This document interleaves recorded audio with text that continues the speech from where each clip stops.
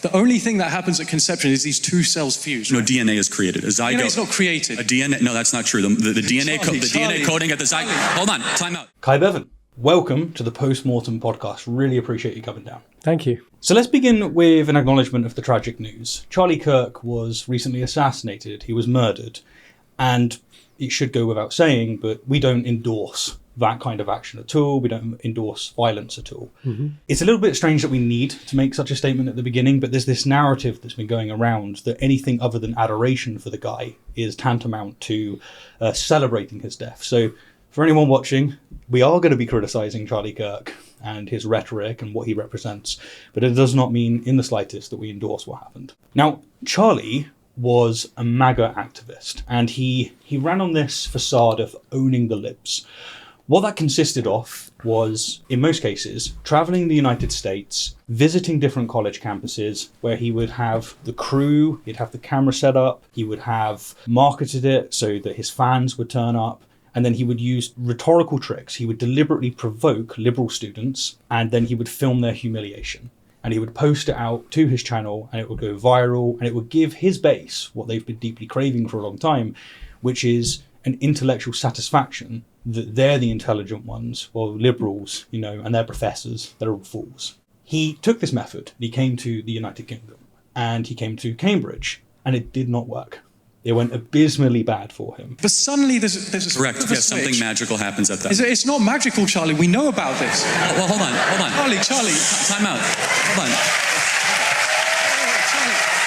on. The reason it didn't go so well is, let's say Cambridge has a different caliber of student, such as yourself.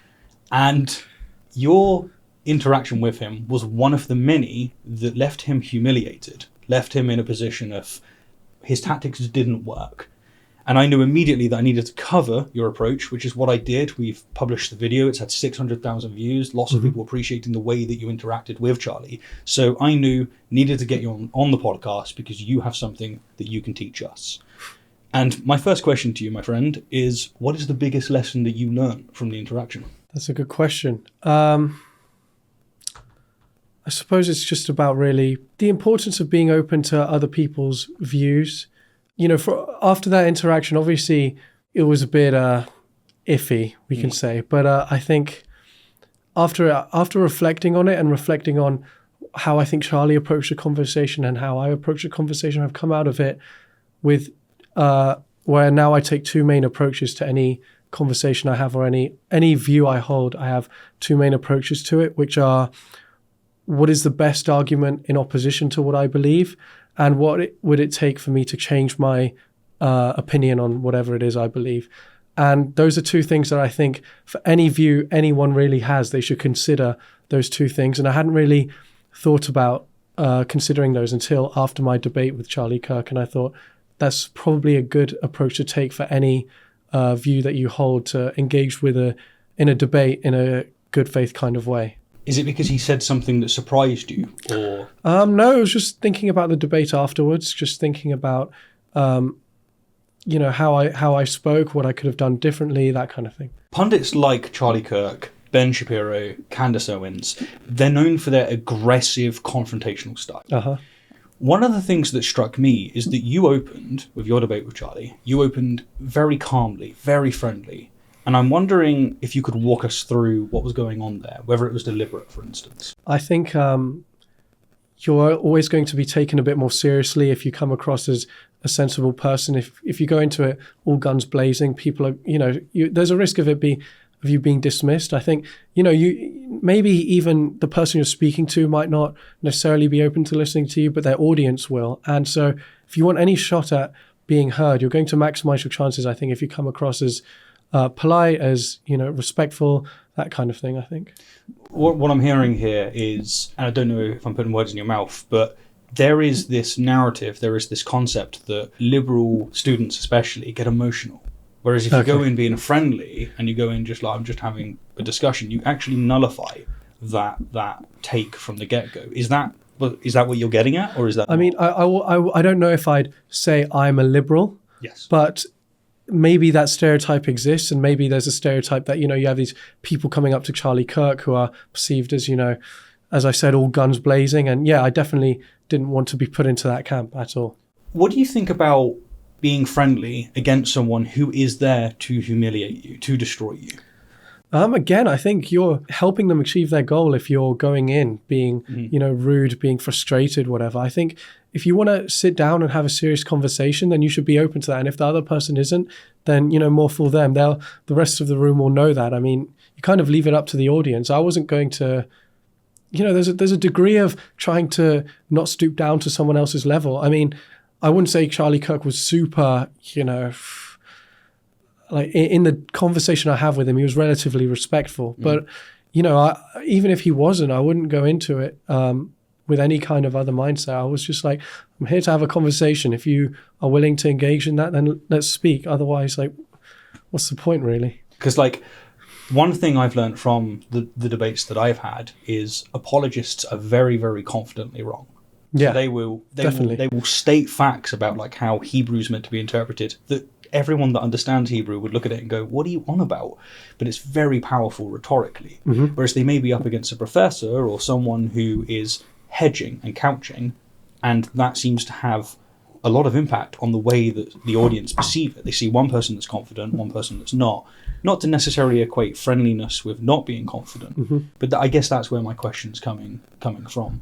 I think you can still attempt to take control of the conversation while still being friendly and respectful. I mean, there were times in that debate where I was like, Charlie, you have to let me speak. Charlie, Does a zygote have a unique you have marker? to let me speak. That's by no means unfriendly. Like, but I think it does come across as confident to people, and I think it does still come across as respectful. So I think you can definitely have the best of both worlds. Speaking of narratives, an absolutely incredible, as in not credible story recently grabbed my attention. Child with stage 4 cancer deported by ICE, despite being a US citizen. I came across this thanks to Ground News' Blind Spot feature, a brilliant tool on their homepage that reveals stories being dramatically underreported by either the left or the right. This allows me to investigate my blind spot so I can see the complete picture of what's happening in the real world. The coverage breakdown is stunning. 46 news outlets total, but only one from the right.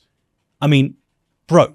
An American citizen, a child with cancer, gets deported, and virtually the entire right-wing media ecosystem remains silent. So much for Save the Children, huh? You can follow along at ground.news/rationality. The way different outlets frame this tragedy is equally revealing. NBC Chicago, a centrist source with very high factuality, presents it straightforwardly, emphasizing the child's US citizenship and stage 4 cancer diagnosis at the heart of the disturbing story. But the Christian Post, that lone right-wing outlet covering it, takes, well, an incredible angle. Their headline reads, ICE unlawfully deported child with stage 4 kidney cancer, with unlawful placed in skeptical quotation marks, subtly questioning whether any actual wrongdoing occurred. Same tragic event, completely different narrative. This is precisely why Ground News has become so indispensable. Their blind spot feature ensures that I'm not just seeing what my usual sources want me to see,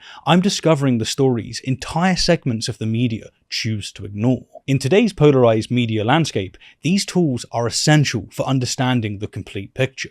Get 40% off their Vantage plan at ground.news/rationality or scan this QR code. Your subscription not only gives you balanced coverage, but also supports this channel. For anyone serious about escaping their echo chamber, Ground News delivers the full story, including the parts others don't want you to see. Thanks. There is an ongoing debate about whether or not one should interact with someone who is bad faith and or controversial. On the one side, people say that interacting with them amplifies their message, it moves the Overton window, it gives them a platform, and this is bad. The other side say, look, public confrontation is essential in a democracy, and if you don't do it, these views are going to metastasize, they're still there, and then you're going to be swept off your feet when it turns out that people vote differently to what you were suspecting. How do you personally handle this? What's your view on debating figures like Charlie? I think when people are spreading what we call bad ideas, and I mean bad as in their ideas cause harm to people, they might cause people to act violently, they cause hatred, whatever.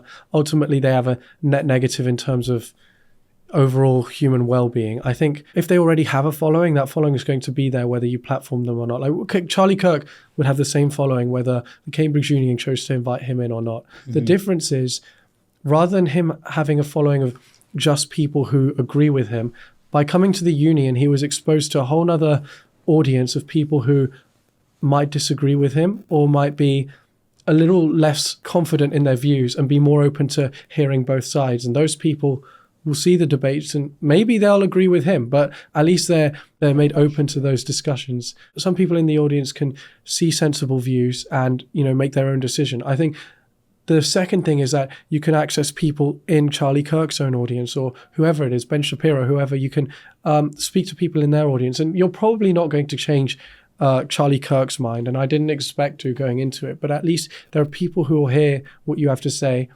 and they might think about it and they might go home and they might think, oh, I hadn't thought about that before.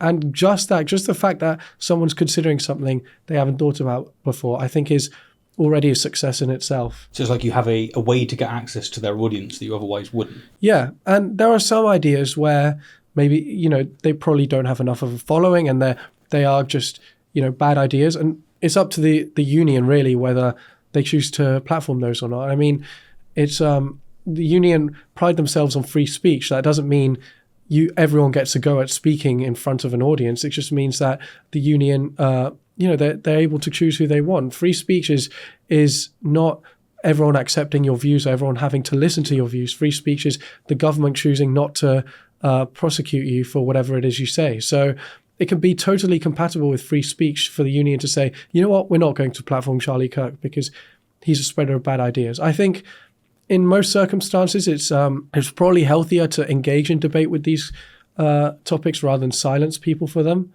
But I don't think it's antithetical to free speech not to. So the abortion debate, very regularly, it gets caught up in, say, moral and political framing. But beneath that, there is a biological reality to what's going on. Mm-hmm.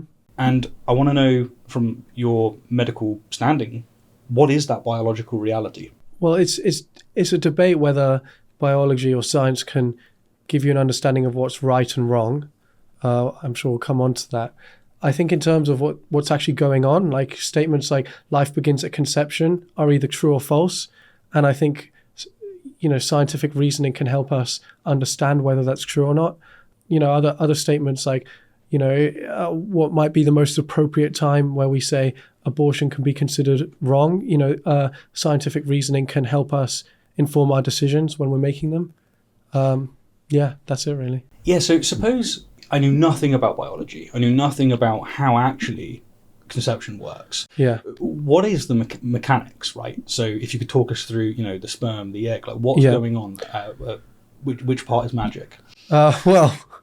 Yeah, that's a different question. I mean, sperm cell are, they're generated all the time in the testes of a man, and the egg cells, they're generated in a limited number when the mother is developing as a fetus, 30 odd years before she's going to actually give birth. So, yeah, of course.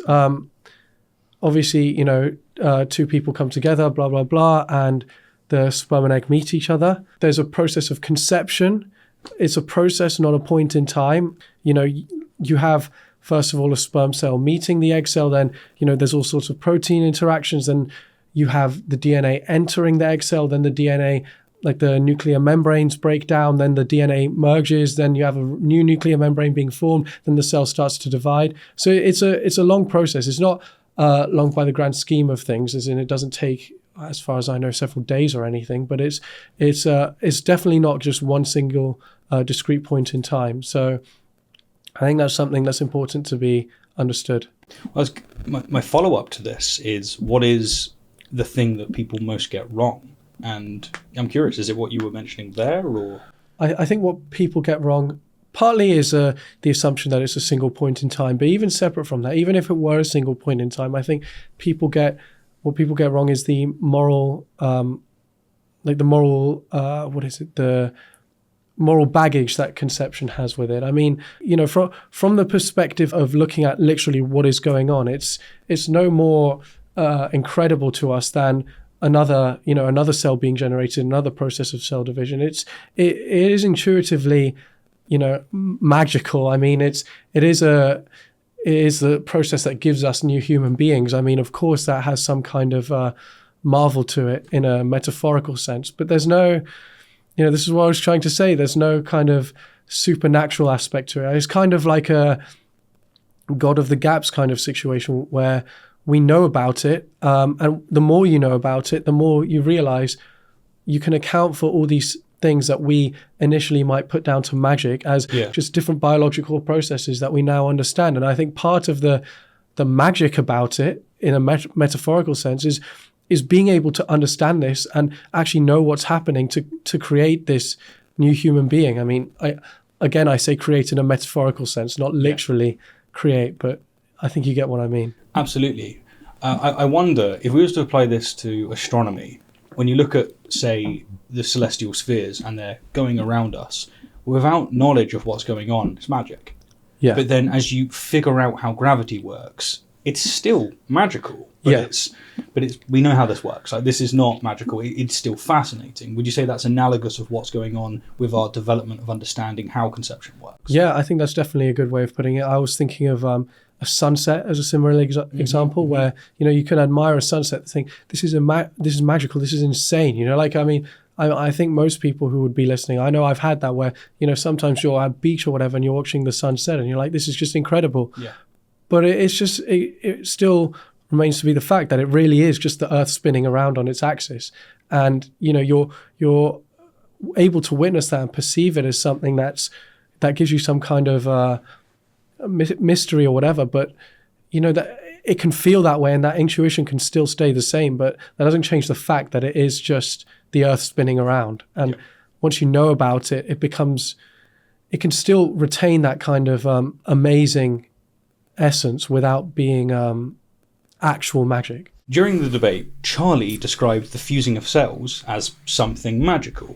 And you immediately push back by saying, it's not magical, Charlie. We know about this. Correct. Yes, something magical happens at that. It's not magical, Charlie. We know about this. Well, hold on. That became the defining moment of your exchange with him. Did you know that it would land that hard? Or was you surprised? No, I was, I'd spent, I think, the last minute or two speaking to him about biology and trying to get him to understand what it was I was trying to talk about. I don't remember exactly what it was off the top of my head. He retorted with, "It's magic," and it was just like an exclamation of frustration or whatever you want to call it. It was like I was just trying to, like, can you not understand that it was just it's a scientific phenomenon, and it was just an explanation of that. I didn't think it would resonate so heavily. I think it did for people because it kind of highlighted the absurdity and the irrationality of his view in comparison to mine, I guess, really. Like, even I was shocked. I was like, you've really said magic? You did it. You said the quote out loud. And it was like, it was just an exclamation of shock at that, and I think everyone felt that, really. Yeah, I often find with religiously motivated positions in current day public discourse, they can't just say what their view is, which tends to be from, it's magic, like it's something divine. They have to cash it out in terms of what someone who's secular might buy. And so to have them just admit straight up that's what the position is, to me as someone watching, it was very much looking at, it was the humiliation aspect. It was incredible to think that he's debating this topic and doesn't know this most basic thing about his opposition, about the situation itself. It reminded me of when he was debating feminism and he didn't understand that feminists fight for men as well. Yeah. You're a feminist that actually isn't just fighting for women, you're also fighting for men. A very peculiar thing, and actually indicative of not being, knowing what he's doing, but rather actually being an authentic person who genuinely does not know the first thing about the things that he argues against.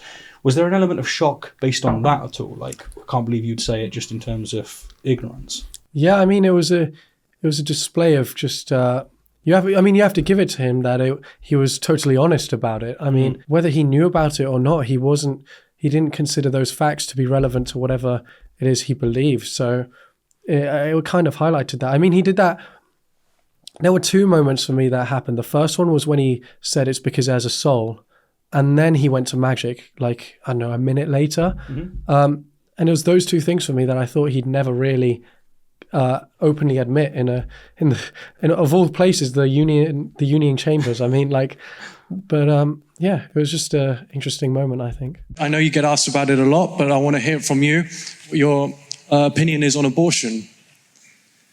Life begins at conception. Like most conservatives, at least of the religious ilk, Charlie launched with "Life begins at conception." What makes that framing so powerful and yet problematic? I think it's very clear, like it's a very, I suppose, well defined in the sense that it resonates with people. You know, it's similar to abortion is murder, which I'm sure we'll talk about. But there are two things about the life begins at conception statement that I have a problem with. The first is that about the meaning of what does it mean for life to begin, and secondly, why that means that you start considering any kind of moral question. So life beginning, I mean, it depends what you mean by life. If you define life as what, like as he does, as the joining of two DNA molecules, then okay, yes, but also that's kind of using the conclusion to fit your like it's sort of like a circular argument. Sure. Also, there's the thing of a sperm cell and an egg cell being alive, and you have to consider that. I mean, like as I was saying, like they've been in the case of the mother, the egg cell's been around since she was a fetus. Mm-hmm. So you have to consider that, and do you consider that the start of life? I mean, sperm and egg cells, they move, they use nutrients, they're sensitive to their environments, all these things that other living cells show. So are we going to consider those to be alive? And if not, then why? Because what makes them different in terms of any kind of functionality from another cell? So that's the first thing about the life begins at conception argument.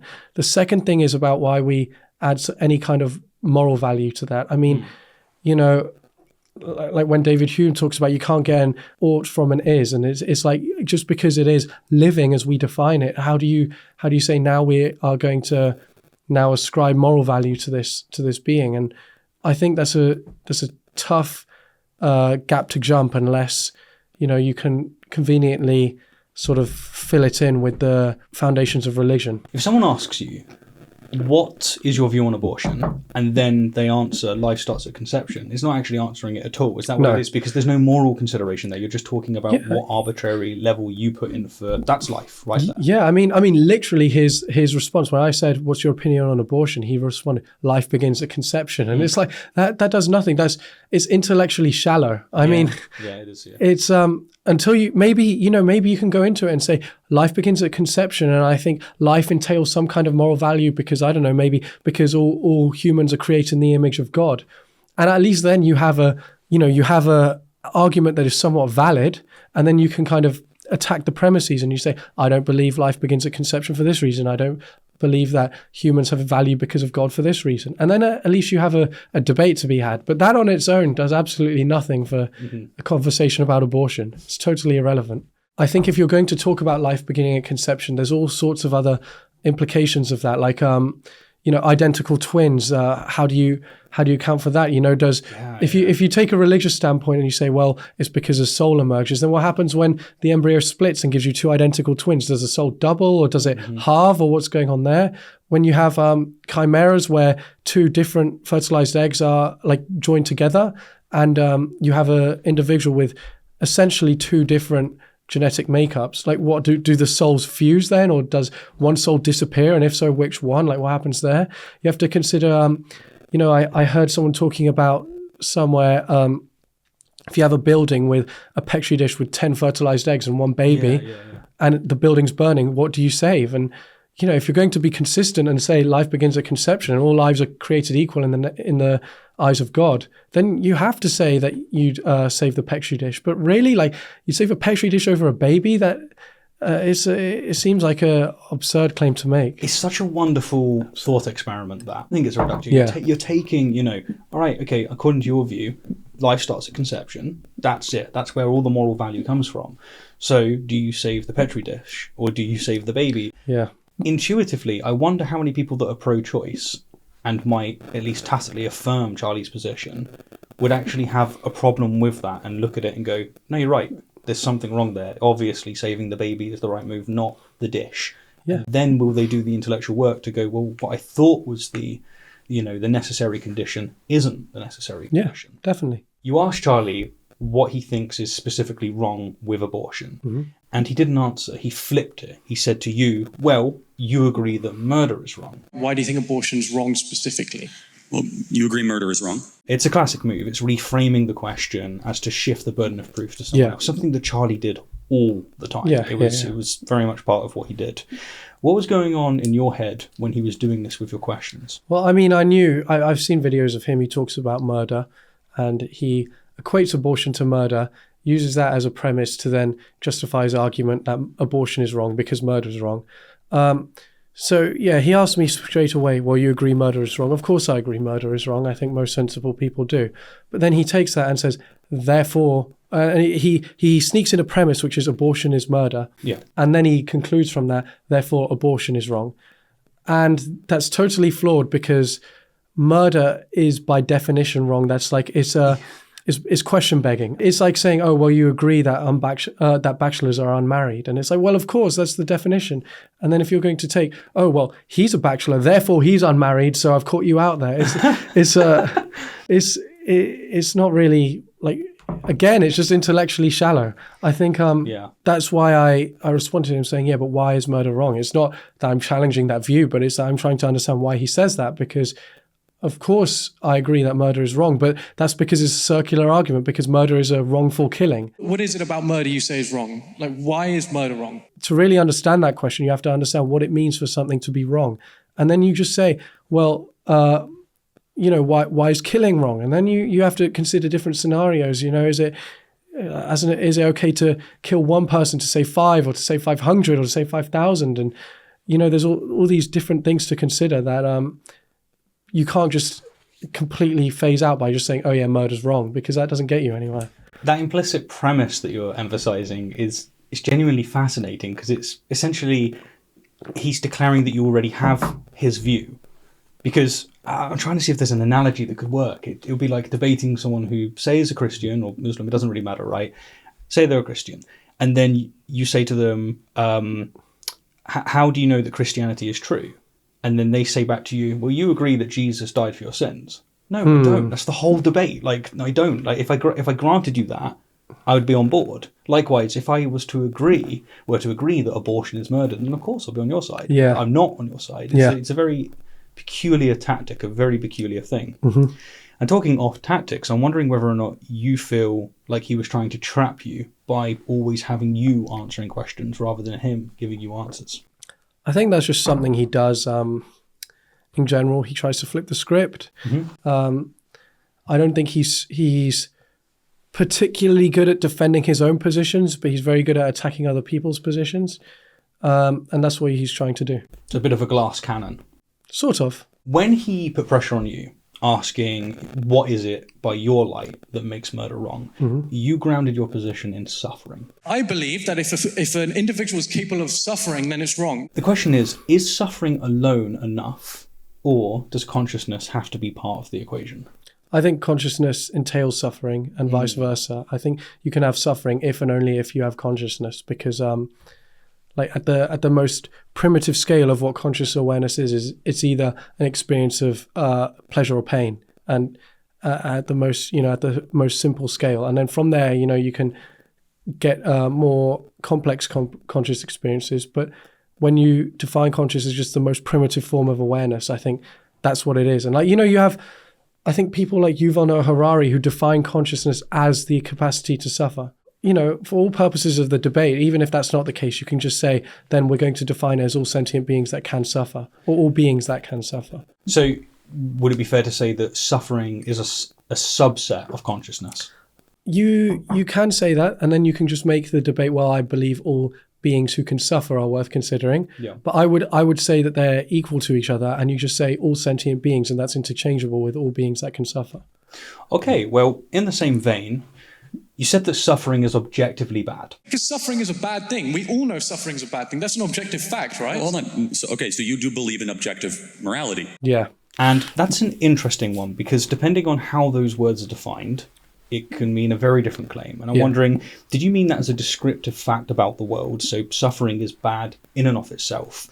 Or is it more of a normative axiom? So that is, a moral standing point that everyone happens to agree on, but that's it. There's nothing else to it. So I think saying suffering is objectively bad was a little bit of I slightly misspoke. I think we can make objective facts about subjective experiences. So, for example, I can make a fact that you are experiencing some kind of perception of hearing my voice right now. And that's an objective fact about your subjective experience. In the same way, if you were in pain, I can make an objective statement that you are suffering, even though it's a statement about your subjective experience. In the same way, I think we can derive objective facts about subjective experiences. So when I say suffering is objectively bad, what I mean is that Henry Sidgwick talks about from the perspective of the universe, which I take to mean the experience of all conscious beings in the universe, because that is what the perspective of the universe is. And if we are to measure the state of the universe as the perspective of all conscious beings in the universe, and all conscious beings agree that suffering is bad, that their own suffering is bad, then a universe where conscious beings are suffering is worse than a universe where conscious beings aren't suffering. And so from there, we can, if we can ground that as a truth, and that is a truth because all conscious beings will accept that suffering is bad. And even though that seems like it might be circular, I think that's an axiom that is kind of fundamental that you can build things off of. And it's not just that it's convenient, but it's that we all know suffering is bad just from the fact that we all experience suffering. If you put your hand on a hot stove, like I think Sam Harris gives this example, like you put your hand on a hot stove and it's just bad, and you can't explain it more than that. It's just bad, and it's this lens of negativity over all your conscious experience. That's just, I don't like this, or I don't want this, or whatever it is. I want to avoid this, and maybe we can't explain what that means, or maybe we'll explain it if we understand what consciousness is and all that. But at the very least, I think that's a strong enough assumption, or it's an assumption that we can make and we can afford to make in order to go from there to say, given that the suffering of conscious beings is bad, we should try to avoid that. And then, there's the difficulty of, well, I know my suffering is bad, why should I care about your suffering? But if we're going to do what improves the state of the universe, then overall we should try and work to avoid the suffering of other sentient beings.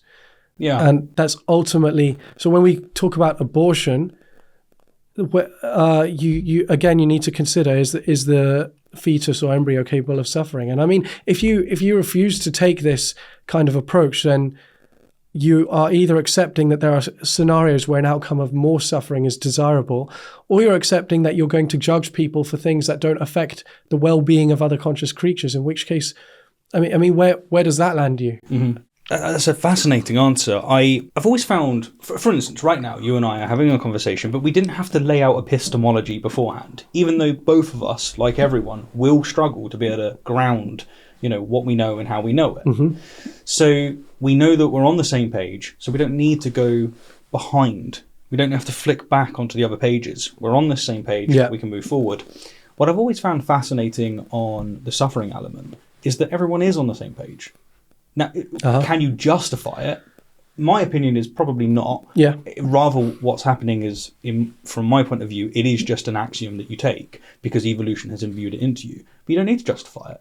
If you and I agree on that premise, okay, now we can have a conversation about what is and isn't objectively suffering, and you can move on from there. Whereas I find when it comes to the religious mindset, they're looking for something that's anchored in a more ontological framework, something that is very much out there kind of thing. But it's just not there, so it's very hard to be able to have that discourse. How do you work with people that have that very definitive view? Well, the first thing I want to say is that I think you can have an ontological framework without religion. I think, if I am going to do something, like any action I do that will affect the well-being of others, it'll either improve their well-being or it won't. In that sense, there's a fact to be known about what I'm going to do and whether that's a good act to do or not. True. Whether we know about that, it is a different question. I mean, you can have scenarios where you're like, oh, I don't know if it's going to cause a net positive or a net negative. But but we should strive to achieve what we believe is going to give us a net positive and net negative. So I think there's a distinction between the ontology and the epistemology in that sense. So in terms of a religious person, I mean, there's the whole thing about the Euthyphro dilemma of are things good because God tells you they're good, or does God tell you they're good because they're good? Yes. And that to me kind of sums up the religious moral sphere. And if God were tomorrow to say, well, actually, killing children is okay, well, are we going to go around and say, okay, well, God said it, like we're going to go around killing children now? Like that's a question to be had. And I mean, you can't really justify that. If you say no, then there must be something outside of God that is good. And if you say yes, then, I mean, that leads to a universe that is I'm hesitant to say objectively, but it leads to a universe that is worse in the sense that the experience of all conscious creatures is worse. Yes, and of course we have our answer from Moses. It is perfectly legitimate to kill children as long as God commands it. Continuing with morality, Charlie pressed you on meta-ethics. Where do your moral standards come from? By what moral standard? Is that just your opinion? Where did you get that moral standard from? Rather than explaining his own foundation, what he did is push you to define yours, forcing the conversation into this abstract, difficult terrain that is nearly impossible to pass out in such a situation that you were in, right? There was only so much time. What do you think he was trying to achieve by going down that route? I think I made the mistake of saying, I think suffering is objectively bad. And he jumped on that because he's like, if you watch the video, he's like, oh, so you believe in objective morality. We all know suffering's a bad thing. That's an objective fact, right? Hold on. So you do believe in objective morality? I think that's a gotcha. I mean, for the religious person in general, that's a gotcha. I mean, it's a classic thing. Oh, you can't have objective morality without religion. I don't think you can have objective morality with religion. And I think, just like the Euthyphro dilemma presents you with. And I think you can, again, objective, subjective, it kind of doesn't really matter. It's about, can you have a morality system that works? And I think you definitely can without religion.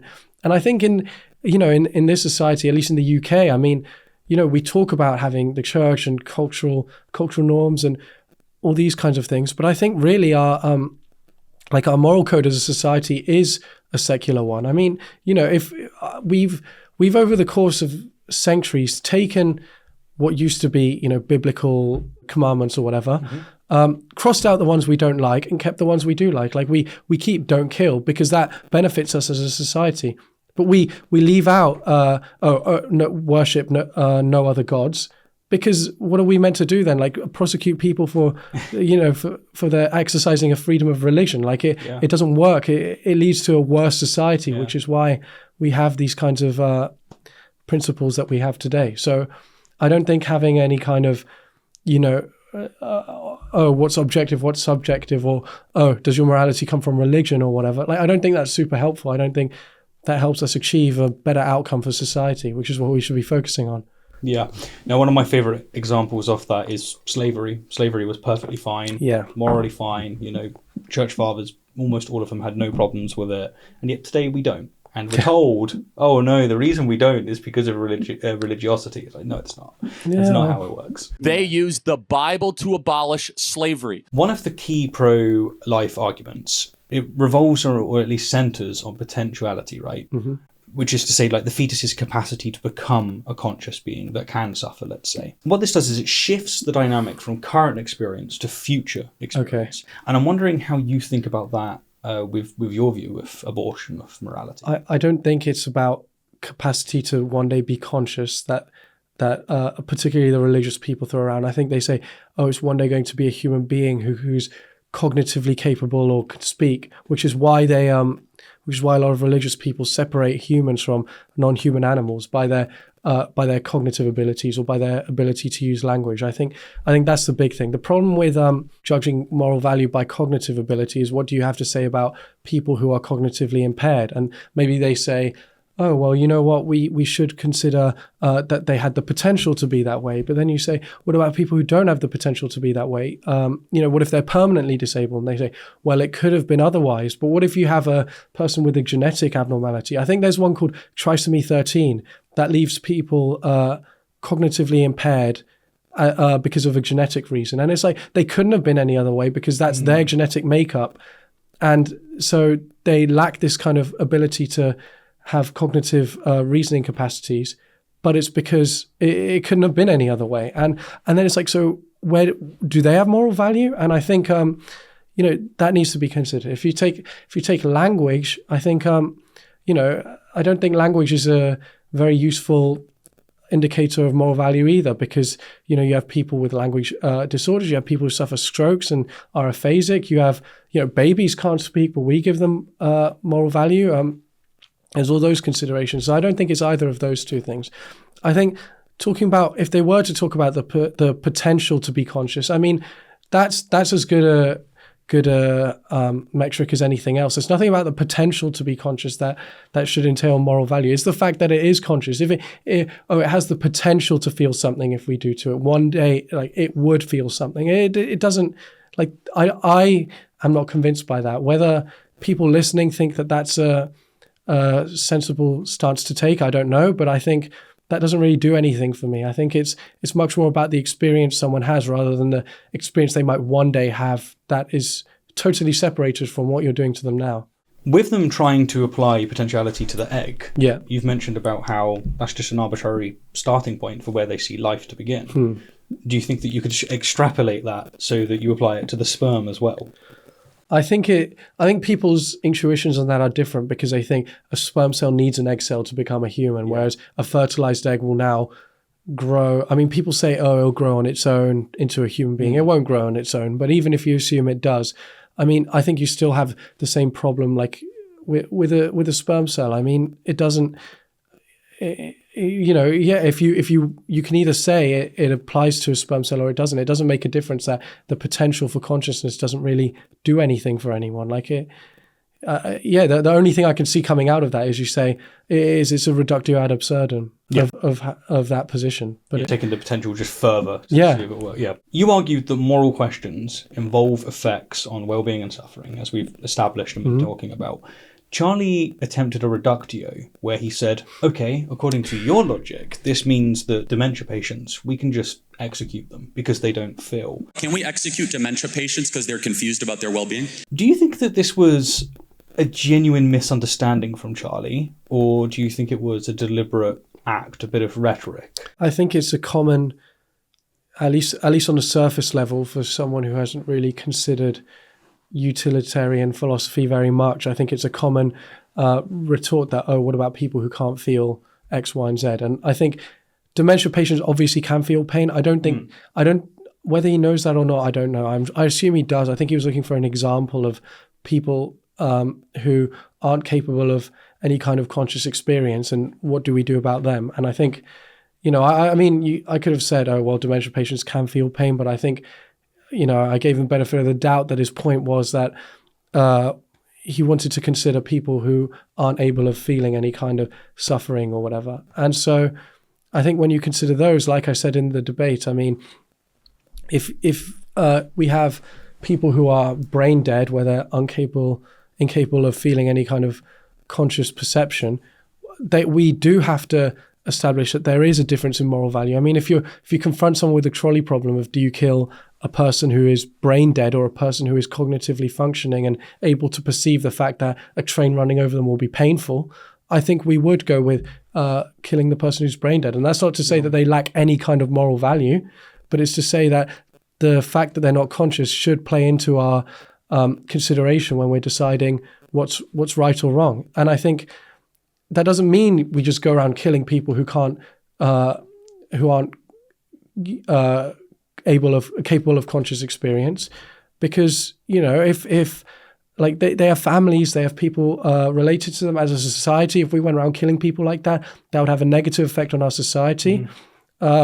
People might think, I could get a disability or have an accident or something, and suddenly I'll be cognitively impaired in that way, and the doctor's going to kill me, and that would cause people distress. That's why I emphasize the same thing with dementia. If people live their lives thinking, it's even more relevant with dementia because so many people get it, that like, if I live my life thinking, well, if I get dementia, I'm going to be, the doctor's going to kill me, that like that would not be conducive to a state of people with good well-being. Imagine you grow up thinking, my dad could be killed at any moment because he's going to get dementia. Imagine living your life thinking, I could get dementia and suddenly I'd be killed by my state. It makes it even worse if people have a family history of dementia. And not only are they seeing their parents being killed in this scenario, but then they're worried that because of the genetic likelihood, the same is going to happen to them. Like, what do you do about that? So I don't think it's interesting on a surface level, but only for about 30 seconds.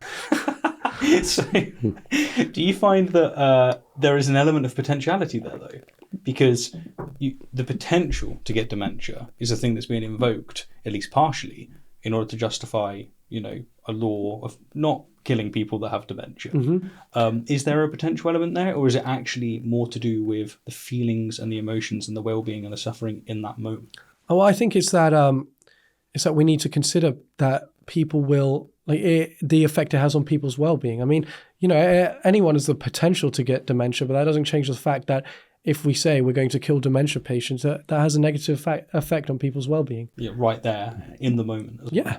And of course, there's the obvious, which is dementia patients do feel pain. Yeah. So that's the thing that surprised me. It's one of those things where, how does Charlie not know that? Why is he saying that so confidently? What's going on? Is it a deliberate pivot? Does he know that people know that that's not true? I don't know. Was it a clumsy mess up? It's very difficult to be able to it's hard to know. Charlie's dementia example escalated the emotional tone. Mm-hmm. He did this throughout the debate several times. For instance, you're slaughtering millions of babies. Yeah. Imagine a world where you slaughter 1 million babies every year in America. That language is designed to provoke outrage, something that has a lot of currency with his audience. How do you respond to language that is designed to provoke outrage? I think, like any emotional argument, you have to consider what really is rational and what is true and what is false. And I think the same applies here. You can use the word slaughter all you want. In the same way, I could say, we're going to constrain women to their homes and not allow them. We're going to force them to go through pregnancies. You can use all that language. It doesn't change whether it's right or wrong or not. I think it's totally useless. And if someone else is going to use that, they can use it. But if you really want to be persuasive in terms of what you're doing, you should stick to what are facts, what is true and what is false, and just go from there. And maybe that doesn't resonate as well with certain people, and that might be a problem. But at least then you're committed to the truth rather than just to emotional attempts at getting a response. When they employ it, do you call it out, or do you ignore it, or a combination of the two? What is the best way? I mean, you can say, I didn't say this in the debate, but you can say that's an emotional argument, and you can highlight the absurdity of it, or you can just say, well, no, this is false for this reason, and that works just as well, I would say. The pro-life stance tends to be more simple, especially from the religious point of view, because there's just one view. Life starts at conception, right? If we can call it a view. The pro-choice side, it's not like that. You have some people that run on bodily autonomy, some that go with developmental stages, others that go for capacity for suffering or consciousness. There's many nuanced and differing views. How do we, on the pro-choice side, how is it that we can get our message across effectively when we don't agree on the basics, really? First of all, I'm hesitant to say pro-choice. I think saying, it's pro-life versus pro-choice kind of, they're politically charged terms. I think it's a bit, as you say, it's more nuanced than that. It's not, it's not always about, the arguments aren't always just about choice. I mean, my arguments were ethical arguments and arguments from what are, scientific facts. It's nothing to do with, at least my arguments were nothing to do with choice. Now, obviously, that's a different debate to be had, but it's just saying you're pro-life versus pro-choice and putting them in these two tribes who are now attacking each other isn't really helpful. So that's the first thing. I think because the reasonable pro-choice person will agree with the pro-life person that a 9-month abortion is also wrong. Yeah. So it's a bit more nuanced than that. And I think really where people differ is at what point along development does a fetus or an embryo or whatever it is qualify for moral status? And I think for the religious person, it comes at the point where sperm and egg cells join. A person could come out and say, no, actually, I think it's when a sperm cell is created. That might be an absurd position, but it's still a position that's, that makes as much sense. And then, and then you can have another group of people who say, well, I think it's around, 24 weeks, because that's when thalamus and cortex connect and the baby's capable of consciousness. So there's a wide range of positions someone can take on it. I think the important thing is that there is a conversation about it and an understanding of what it is we're actually trying to decide. Like ultimately, this is a ethical question, or a question about what ethical framework is the best, disguised as an abortion question. Because even my conversation with Charlie was about whose ethical framework makes the most sense. And he had his, religious Christian framework, and I had my utilitarian framework, and we were discussing that. And then you take the principles of those and you say, under this framework, which is a good framework, abortion is right or wrong. And at this point. And that's really what the question's about, I think. I love that, because it's a rejection of the two. I didn't even realize, but yeah, of course, that's a dichotomy that's not true. Because if you're going to say that you want to do it on sentience, if you're going to want to do it on suffering, capability, conscious experience, that isn't a pro-choice. It's got nothing to do with choice. Yeah. It's actually the primary factor there is to do with the sentience, and it's not pro-life. Because it's not just about life, because where do you draw that line? It's arbitrary. Yeah. It is distinctly a different view. But what this means is that compatibility might be harder between the two, because it is a third position. Yeah. And maybe that needs to be cashed out a bit more and admitted. So when someone says to you, are you pro-life, pro-choice? You can go, I'm neither. I think they're not necessarily incompatible with each other. So, for example, pro-life they're both rhetorical statements, right? Like, I'm pro-choice, I'm pro-life. Like, pro-life is to paint it out as if you care about the embryo. Of course, most reasonable people on both sides of that coin, whatever, care about the well-being of an embryo as well. That's the whole point. But I think also, if you take, my own stance is that up until the point of suffering, like the capacity to suffer, it's not really a moral question. But after that, then it becomes a moral question. Then you might think, oh, am I pro-choice? Do I think the woman's right to choose whether she gets an abortion or not should trump the well-being of a fetus or an embryo? And that's so they're not necessarily incompatible with each other, but it's just it's a different stance to take that to me is much more intuitive and sensible than just saying the woman matters more, or just saying it's murder. Would this mean that most people that run on suffering, they actually are pro-choice, because they're going to evaluate that with the woman's choice to be able to have, bodily autonomy? But there's going to be different degrees to where they go. Yeah, I think you can have a person who's utilitarian who says, no, the woman's choice leads to worse outcomes in terms of well-being than allowing the fetus to be born. So you can be a utilitarian, have the same views as me in terms of what I've said about this debate, and still say, no, I wouldn't get an abortion abortion should be banned after 24 weeks. And that's totally compatible. The Cambridge debate format, it's very fast-paced. There's limited time. There's rapid exchange. So inevitably, there's lots of things that are going to be unexplored, underdeveloped. I'm wondering, what's the one abortion argument you wish you had more time to unpack? I wish we'd spoken more about different things like I mentioned about twins, like I mentioned about saving a petri dish from a burning building. IVF is a good example, because you fertilize a bunch of eggs, discard the ones you don't need, put in the ones you do in a hope that at least one of them will implant. I think also you need to consider contraception, because part of how contraception works, like the pill, is that they stop a fertilized egg from implanting. Charlie Kirk has said that he's all for contraception being legal, but that doesn't seem compatible with the pro-life stance. There's all these things to consider. It's a difficult thing to navigate, really. Could you expand on some of those? They sound like fascinating avenues with interesting implications. Maybe pick one or two of them and spell it out for us. Yeah. So for example, with the building that was burning that I was describing earlier, so you have a petri dish of 10 fertilized eggs and a baby, and you're deciding which one to save. I think, if you're religious and you truly believe, as we said, that you see all lives equal in the eyes of God, blah, blah, blah, you save the Petri dish if you want to be consistent. The problem is that goes against what we think is, what we at least feel is right.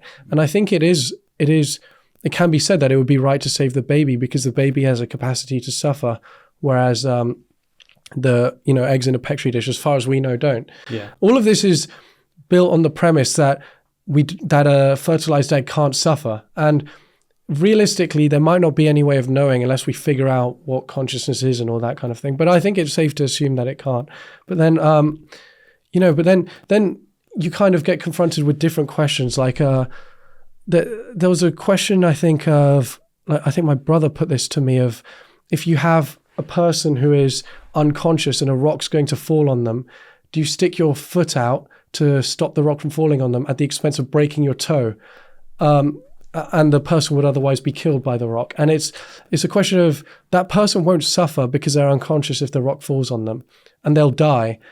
But the alternative is you stick your foot out, you break your toe, which isn't a great deal of suffering, but it is some suffering, and you save the person. And it's like, well, if you're really only concerned about reducing suffering in that scenario, it would actually make sense to let the person die.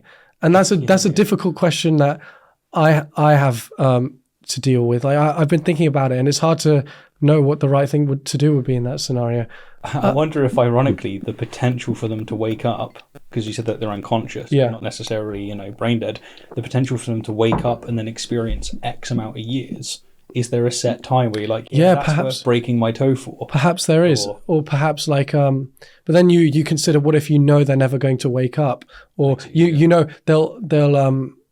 they'll only wake up if you put your foot out or something. Another example, I think, is if you take the trolley problem and you take, rather than having one track killing one person and another track killing 5 people, instead you have a bridge with a man who's fat and you can push him off and the train will go over him and kill 5 people. That's different because, first of all, the fact that he's fat is relevant because some people could say, well, why don't you just jump off? So you have to assume that the person is sufficiently bigger than you that he'll stop the train and you won't. Mm-hmm. So that's relevant to the condition. So if you say that you can push him off and kill and save the 5 people, that's different than having 1 versus 5, because in the 1 versus 5 people, you don't have the intention of killing the one person. Because if that track were empty, you'd still prefer that and you'd let the train go down there. The problem is, in the scenario where you push the guy off the bridge, it is relevant and you have the intention of killing him, because if you don't kill him, then the 5 people are going to die. So to some people, in terms of what is right and wrong under utilitarianism, they'd say that even though the outcome is better because you kill 1 over 5, the intention to kill the person trumps that. And then you also have the problem of, well, it feels wrong. Like, I feel okay pulling a lever, but it feels wrong letting the train run over these people. And it's difficult, because I think sometimes one of the flaws of this framework is that what feels wrong and what is wrong can be 2 different things. In terms of wrong being what leads to a worse outcome, in terms of more suffering, they can be 2 different things, and that, I think, is a drawback. Another drawback, I think, is there's a whole free will argument, and personally, I'm convinced that free will doesn't exist. I mean, perhaps that view will change in the future, but at the moment, that's my view. And if you don't believe in free will, but you believe that, like Immanuel Kant said, that all implies can, and that means that if someone ought to behave in some way, that means that they should be able to choose whether or not they behave in that way. If you don't believe in free will, then you don't believe that they had the capacity to choose to behave that way or not, and they couldn't have acted differently. And then it becomes a question of, well, how do you judge them if they weren't free to behave? But then you realize that by not judging them, that informs their decision-making process, even though it's not under their conscious control, that leads them to behave in a certain way.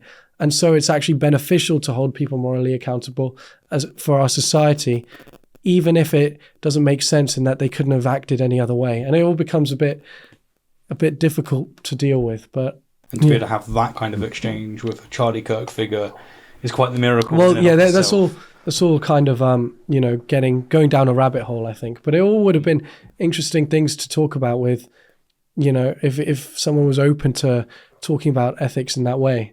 Final question from me then is, when we're talking about consequentialist framework, when we're speaking about suffering, we're not really in the realm of human-specific well-being. We're actually in the realm of just straight-up well-being. Mm-hmm. I'm wondering how your views on abortion, your views on suffering, apply to non-human animals.